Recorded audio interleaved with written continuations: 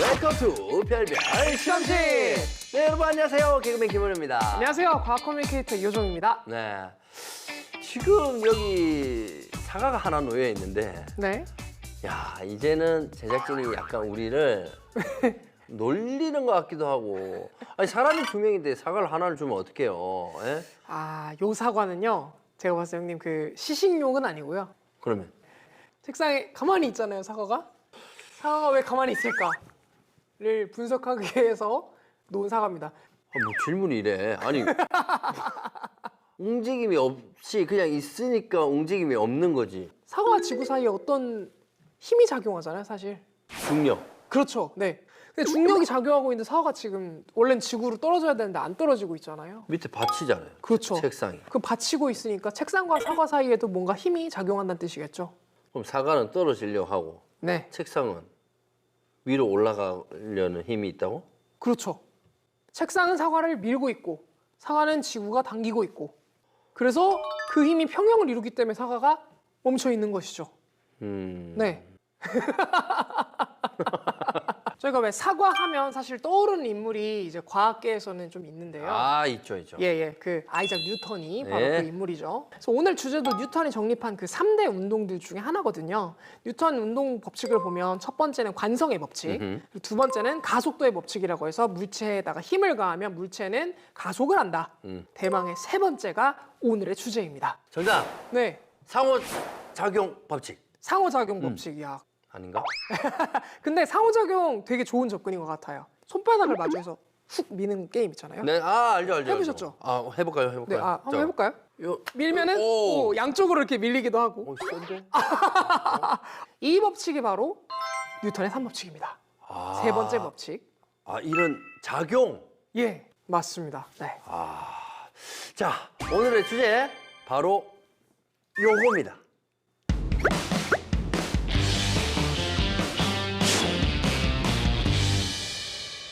아하, 작용 반작용. 네. 이게 제가 아는 법칙 중에 가장 익숙한 법칙이긴 해요. 내가 용어가 갑자기 이렇게 생각이 안 나서 그렇지. 그렇죠. 사실 네. 저희가 일상에서 굉장히 많은 그 겪는 그런 현상이긴 하죠. 모든 작용은 크기가 같고 방향이 반대인 반작용이 항상 쌍으로 존재한다라고 하는 뉴턴의 제 3법칙. 대표적인 게 저희가 왜 사실 뭐 일상이 좀 멀 수도 있지만 저희가 많이 접하잖아요. 로켓. 네. 발사가 시작되면 그 연료에 의해서 밀어 올리게 되고 중력은 로켓을 끌어당기려고 하고요. 이제 엔진이 점화가 돼서 로켓 추진력의 힘의 균형을 이제 잃고 그때부터 이제 로켓이 위로 올라가는 것일 텐데요. 네. 여기서 작용과 반작용은 어디에 발생할까요? 뭐 당연히 작용은 이제 엔진에서 가스나 이 불꽃이 뭐 분출되는 게 이제 작용일 것이고, 네. 반작용은 이제 로켓의 이 반대 방향으로 이렇게 움직이는 거 아닐까요? 맞습니다. 네. 그렇다면 야구 방망이로 야구공을 치면 어떻게 될까요? 치면 야구공이 날아가지. 그렇죠. 네. 이 야구공도 방망이를 되미는 반작용이 근데 작용을 한다는 사실을 알고 계셨나요? 우리 왜 딱 치면 손에 꽉 하고 그러니까 야구 배트의 작용으로만 날아가는 게 아니라 네. 야구공의 반작용이 있다. 네, 있죠. 예. 네. 그래서 여기에는 가속도가 포함되는데 야구 방망이를 쥐고 있는 사람에 비해서 이 야구공의 질량이 훨씬 작잖아요. 그렇죠. 그래서 이제 야구공의 가속도가 크게 붙어가지고 훨씬 더 멀리 날아갈 수 있는 것이죠. 저희가 매일 하는 행위 중에도 대표적인 작용 반작용이 있어요. 뭘까요, 그게? 뭐 가방을 들거나 이렇게 물건 뭐 드는 거, 휴대폰 들고 전화 받고 하는 거. 맞죠. 그것도 작용 반작용이라고 할 수 있는데요. 아, 그래요? 대표적으로 걷는 게 작용 반작용이에요. 걷는 게? 네. 왜냐면 걸을 때 저희의 다리는 아. 지구를 밀잖아요. 네. 이 반작용으로 지구가 우리 다리를 또 밀어주는 거죠.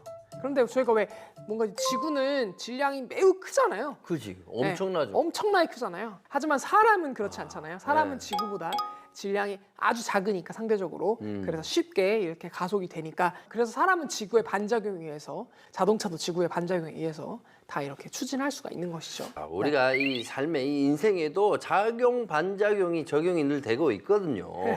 내가 다른 사람에게 뭔가 선하게 행동을 해야 선한 행동이 돌아오고 뭐 그런 거 아니겠습니까? 그렇죠. 인문학적으로는 그런 용도로 많이 이제 작용 반작용을 쓰곤 하죠. 아, 네. 네, 제가 네. 이걸 준비를 했습니다. 저 유단자예요. 아 정말요? 아, 한번 진짜. 보여주시죠. 오케이, 이거는 너무 얇고 한 장이니까 이 유단자로서 뭔가 좀 자존심이 상하지만 꿀밤 격파로 갈게요. 꿀밤. 예끼 네. 이 녀석이. 네, 알겠습니다. 하나, 둘, 셋.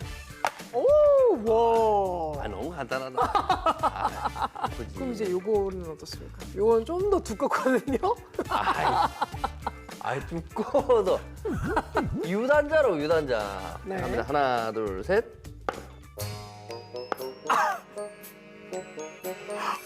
아, 그 손 괜찮으세요? 아니, 나 소원 비는 거야, 소원. 우와, 이거 뭐야? 왜 이렇게 아파? 왜 갑자기 송판을 깨라고 한 거예요? 이 사실 송판 격파에 그 작용 반작용이 원리가 또 들어있거든요. 어떤 작용을, 아픈 작용을 한 거야? 이게 깨지지 않고 온전한 상태로 이렇게 유지가 돼 있는 상태에서 형이 여기다 힘을 가하면요, 형이 꿀밤 때린 그 힘이 그대로 형 손에 다시 그대로 작용이 반작용으로 들어가게 돼요. 내가 가한 힘 그대로. 네. 그렇기 와. 때문에 그 반작용형 때문에 형님이 지금 이렇게 아픈 겁니다. 역시 이 몸으로 익히면 좀 이해가 빨라지네. 그러니까 내 맞습니다. 힘으로 날 격파한 거네. 그렇죠. 네. 야, 그러니까 일반적인 작용이 아니라 서로 쌍방향으로 주고받았기 때문에 내 손이 아픈 거다. 네. 혹시 이해 안 되시는 분은 내 손으로 벽을 한번 쳐보세요.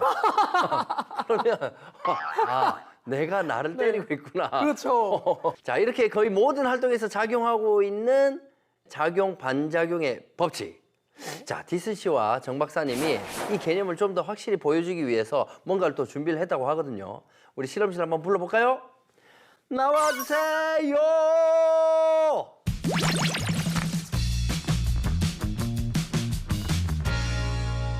가자! 이야! 박사님! 빨리요, 빨리. 브레이크! 야, 옛날 생각나네요. 그렇죠?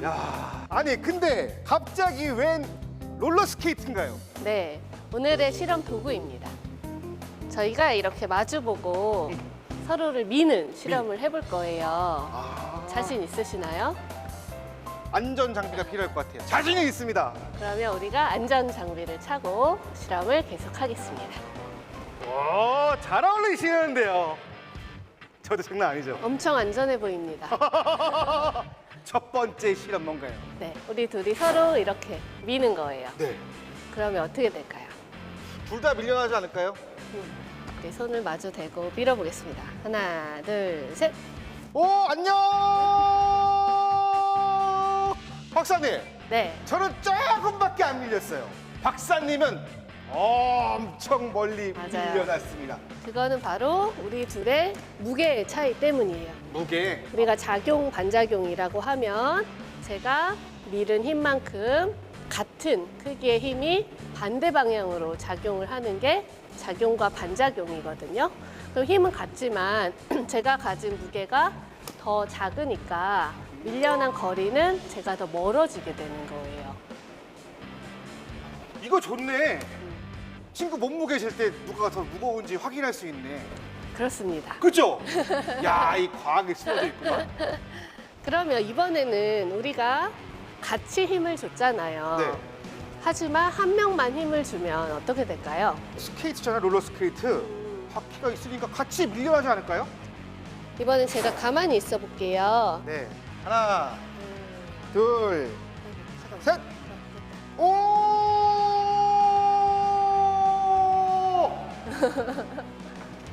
밀려요. 밀렸죠? 네.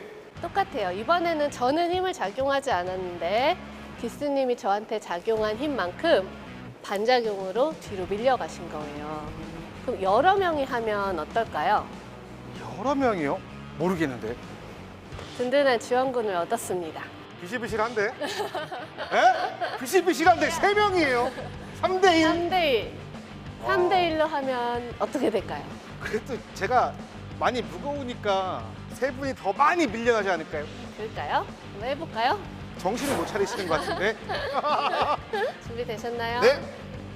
하나, 둘, 셋. 오! 오! 안녕. 오! 야, 파워가 느껴집니다.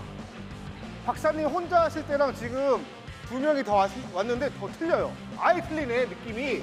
우리가 세 명도 똑같이 작용 반작용이 작용을 해요. 근데 저는 거의 안 움직였어요. 네.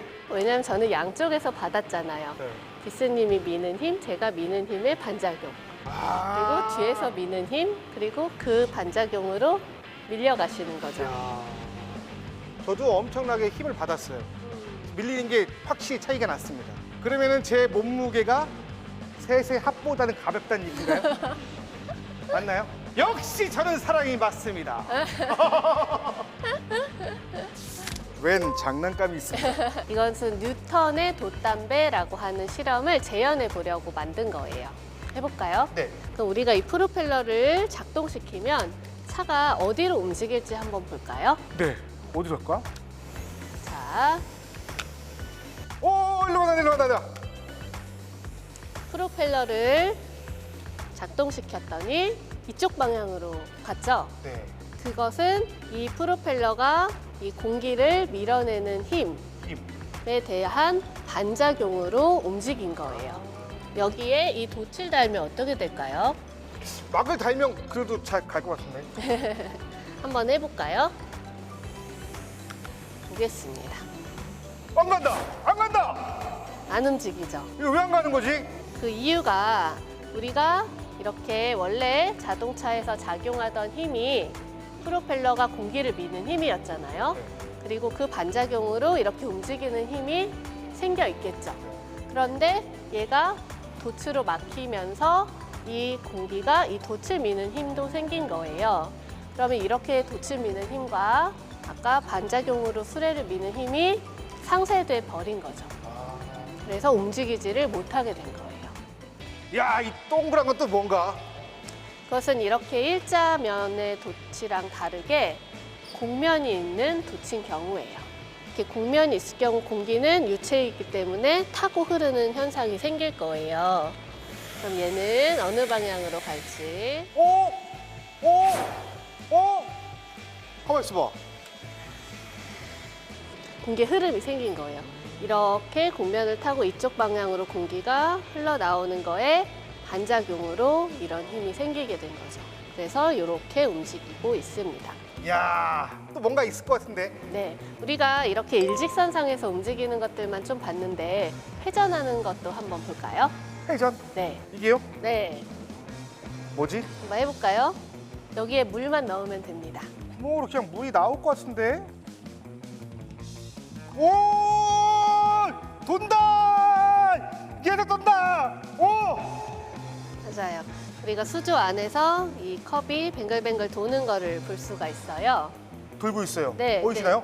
그래서 물이 빨대를 통해서 밖으로 빠져나가는 방향에 반대되는 방향으로 반작용이 일어나는 거죠. 그래서 그 방향으로 이렇게 회전을 하는 모습을 볼 수가 있어요.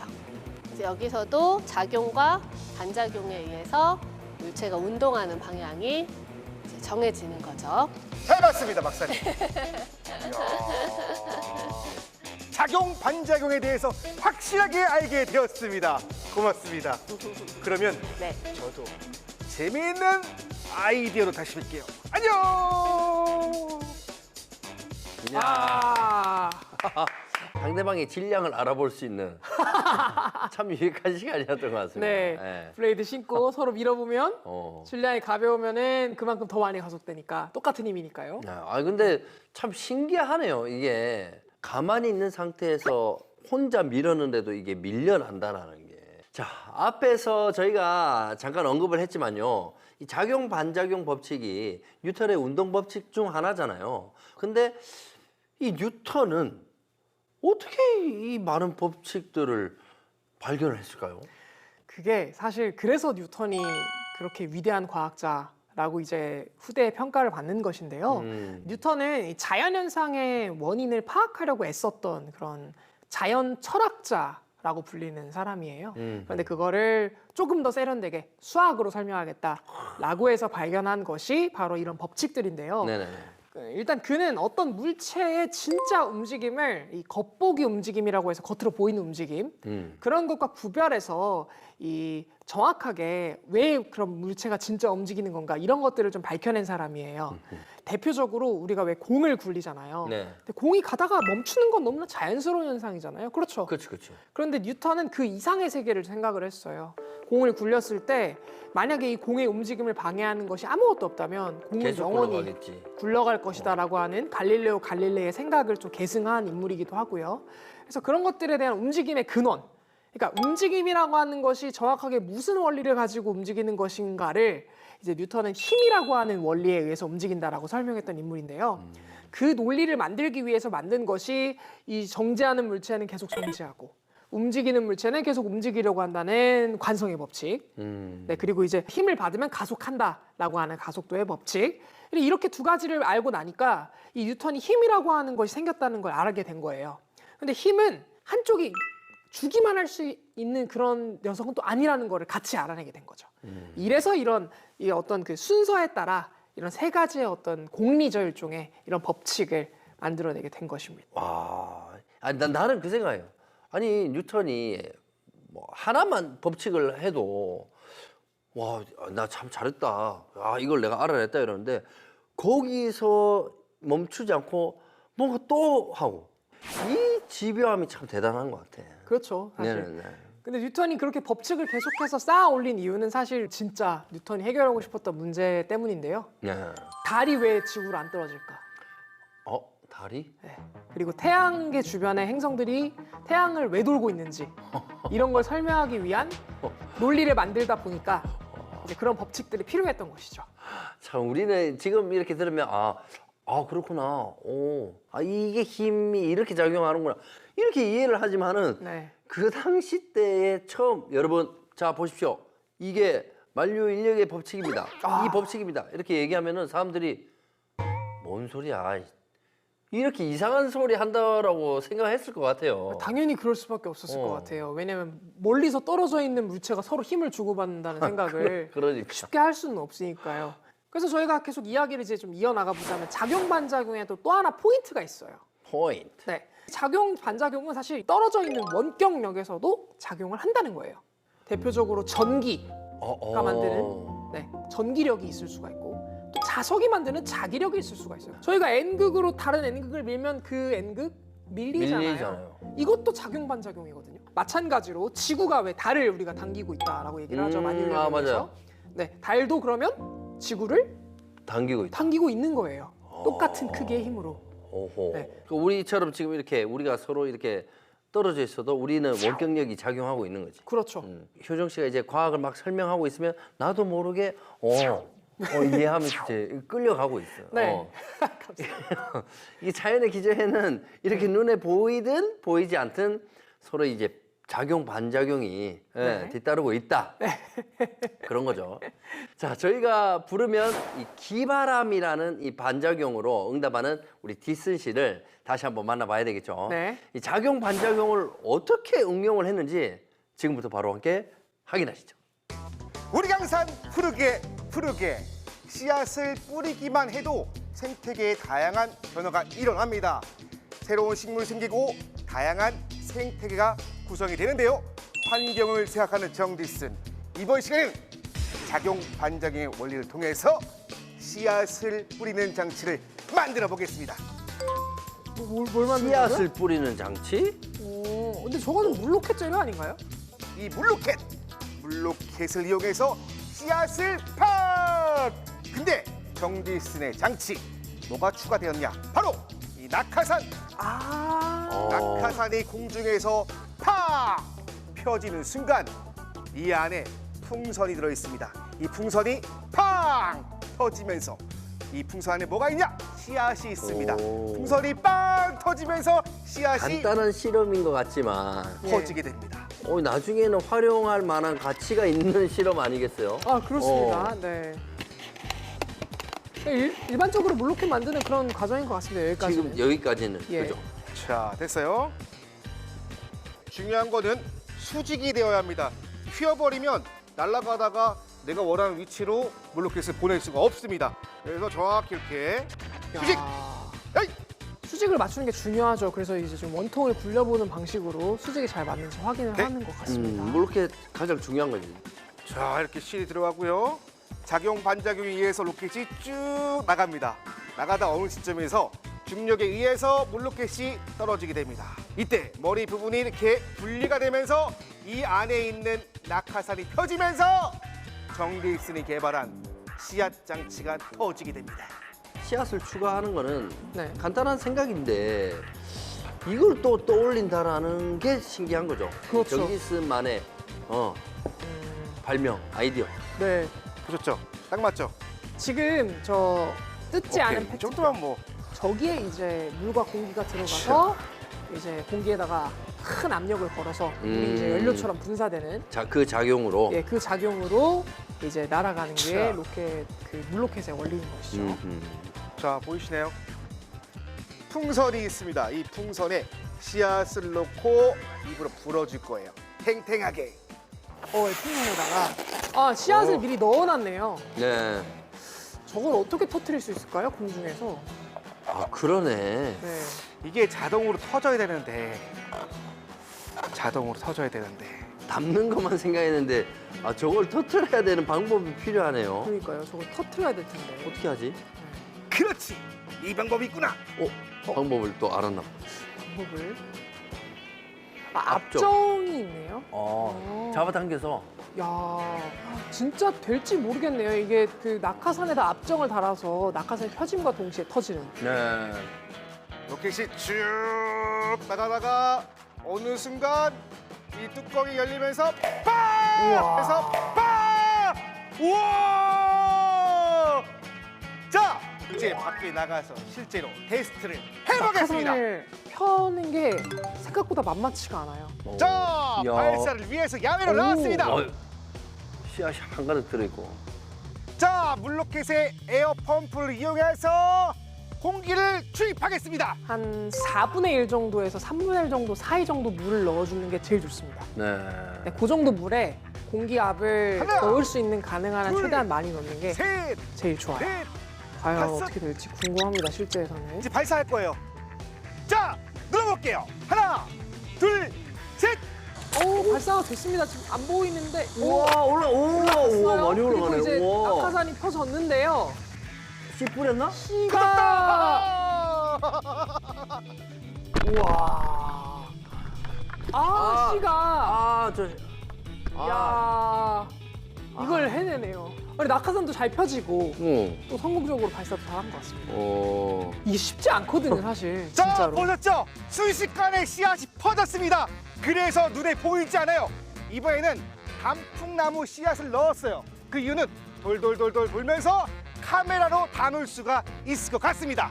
자, 이제 발사해 보겠습니다. 과연 3, 2, 1, 0! 야, 그렇지. 이거 밀어내는 작용과 네, 또 반작용이 그렇죠. 로켓을 또 쏘아 올립니다. 네, 페트병 안에 공기가 물을 밀어내고 물이 로켓을 밀어내겠죠. 네. 야, 별거 아닌데 네. 되게 슬로우로 하니까 있어 보인다.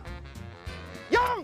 자, 낙하산 펴졌고요. 여기 있다, 여기 있다. 이제 여기 있다. CC가 씨앗 봤어요? 봤습니까, 씨앗? 있네요. 와. 자, 야, 씨앗이 씨가 잘 여기저기 퍼졌네요. 흩어지면서 예. 새로운 생태계의 변화가 있을 거라고 생각을 합니다. 자, 식목일에는 나무 심기, 그 다음에는 나무 씨앗 물로켓 발사하기 어떤가요? 이상 흑자 발명왕 정디슨이었습니다. 야. 오케이. 야, 이게 점점 커져서 네. 대형 로켓에다가 네. 씨를 거의 막 엄청나게 실어서 이제 쫙 퍼뜨렸다 생각해봐요. 로켓에다가 사람이 일일이 뿌리는 것보다는 훨씬 괜찮지. 네. 나쁘지 않은데요? 사실 그 여러 가지 문제들을 해결을 해야지 이제 가능하겠지만 남이 발명해서 약간 부러워하는 거 아니에요? 로켓의 발사비가 만만치 않습니다. 하긴 뭐 C 값은 얼마 안 하겠지. 예, 이 작용 반작용을 이해할 때 저희가 가장 혼란을 주는 개념이 사실은 힘의 평형이에요. 그 아까 전에 제가 사과로 처음에 이 방송의 시작을 알렸잖아요. 맞아, 제가. 이거 좀 헷갈렸어. 네, 이 힘의 평형이랑 작용 반작용이 비슷한 것 같은데 아주 다릅니다. 근데 말 그대로 힘의 평형은 네, 힘이 똑같다라는 똑같다. 거잖아요. 근데 작용 반작용도 힘이 똑같잖아요. 저희가 힘을 가한 거랑 똑같은 힘을 받잖아요. 그래서 작용 반작용이랑 힘의 평형이 헷갈립니다. 네, 네. 그런데 제가 설명을 좀 해드려 볼게요. 네, 빨리 네. 설명을 해주세요. 알겠습니다. 지금 이 사과 가만히 있죠. 그렇죠. 그럼 이 사과도 힘의 평형 상태인데 어떤 힘이 그럼 이 사과를 평형하게 만드느냐 그게 중요해요. 누군가가 뭘 당기고 있으면 다른 데서 또 당기고 있는 건데 맞습니다. 이걸 보고 있으니까 입맛이 당기긴 한데. 그렇죠, 그렇죠. 방송 끝나고 이거 찾아가셔도 될 것 같습니다. 네, 지구가 사과를 당기고 있어요. 네. 중력이 있죠. 그렇죠. 근데 사과는 중력 때문에 이 사과가 본의 아니게 지금 누군가를 밀고 있어요. 어디를 밀고 있죠? 책상을 책상을 밀고 있죠. 네. 그럼 책상은 이 사과를 어떻게 할까요? 작용 반작용 때문에. 밀고 있겠지. 책상도 사과를 그럼 민다는 얘기잖아요. 네. 그러니까 사과에 가해진 힘은 지금 책상이 사과를 미는 힘, 그리고 지구가 사과를 당기는 힘. 음. 즉 사과를이라고 지금 목적어가 같잖아요. 네. 책상이 사과를 미는 힘과 지구가 사과를 당기는 힘. 근데 이 두 힘이 똑같아서 지워지는 걸 힘의 평형이라 그래요. 즉 힘의 평형은 대상이 똑같아요. 그런데 작용 반작용은 지구가 사과를 당기는 힘. 그럼 사과도 지구를 지구를 당긴. 당기겠죠. 이렇게 작용 반작용은 서로에게 힘을 미쳐요. 음. 지구가 사과한테. 그러면 사과도 사과도 지구한테. 지구한테. 이게 작용 반작용이고 힘의 평형은 지구가 사과를, 책상이 사과를 이런 식으로 대상이 일치하는 게 힘의 평형이에요. 그러니까 이해하셨죠? 네. 네. 전 이해했어요. 네. 그러니까 서로가 서로에게 아니면 서로들이 얘한테. 맞습니다. 이 작용 반작용을 이렇게 정리를 해보자면 그러니까 열받는 일이 있다고 주먹으로 이게 물건을 확 치면은 물건도 똑같은 힘으로 내 주먹을 치는 거기 때문에 네. 요거는 쌤쌤이다. 나만 아프다. 이렇게 좀 교훈적인 네. 운동 법칙이기도 하네요. 자, 별별 실험실 오늘 준비한 이야기는 여기까지입니다. 저희는 다음 주에 더 알차고 흥미로운 내용으로 여러분들에게 작용을 해드리도록 하겠습니다. 네. 여러분들 다음 주에 또 만나요. 반작용으로. 만나요. 네. 진짜 이해가 안 됐었는데 내가 왜 그렇게 왜 이해가 안 되지 하면서 이제 단순하게 생각해 보니까 그때서야 확 오더라고. 맞아요. 이게 사실 그 고등학생 물리 선택한 애들의 가장 큰 그 악마 같은 문제가 여기서 나와요. 근데 너무 처음에